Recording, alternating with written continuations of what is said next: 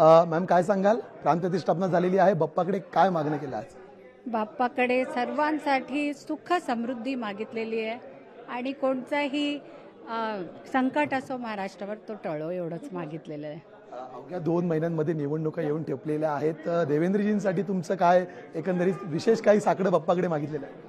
देवेंद्रजींसाठी एवढंच मागितलंय की ते लोकसेवक आहेत आणि पूर्णपणे ज्या प्रकारे त्यांनी स्वतःला झोकलेलं आहे लोकांच्या सेवेत, त्यात त्यांना सर्वांची साथ मिळेल.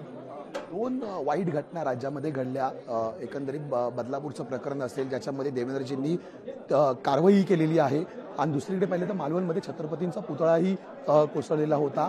तर या आपत्ती टाळण्यासाठी काही विशेष मागणं किंवा काही तुमचं प्रतिक्रिया काय असेल? बाप्पांकडे एवढंच मागितलंय की स्त्रियांना बळ देवो, शक्ती देवो आणि पुरुषांना तेवढी बुद्धी देवो की स्त्रियांचा आदर करो. देवापांकडे मनापासून हे मागितलेलं आहे आणि महाराष्ट्रावर कोणतंही संकट नाही हो हे मागितलेलं आहे. आमचा प्रश्न घेतो की 2 महिन्यामध्ये निवडणुका आहेत, वक्तव्य राजकीय खूपच खालच्या स्तरावर चाललेली आहेत. सद्बुद्धी कुणाला द्यावी या वक्तव्यांसंदर्भात असं काही तुमचा काय विचार आहे?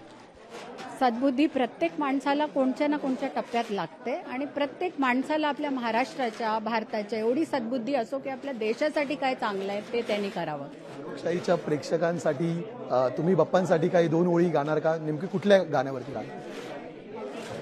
धन्यवाद, थँक्यू. एकंदरीत आपण हरकत नाही. एकंदरीत या होत्या अमृता फडणवीस आणि देवेंद्र फडणवीस यांच्या घरी जर आपण पाहिलं असेल बाप्पाचं आगमन झालेलं आहे. वेगवेगळे जे पाहुणे आहेत, आत्मेष्ट आहेत, ते शुभेच्छा देण्यासाठी या ठिकाणी पोहोचत आहेत आणि एकूणच यावेळी सर्व लोकांना सद्बुद्धी द्यावी अशी मागणी आणि विनंती ही बाप्पाकडे अमृता फडणवीस यांनी केली आहे. कॅमेरामॅन राजेश मनियारसह मी चेतन नावरे, मुंबई.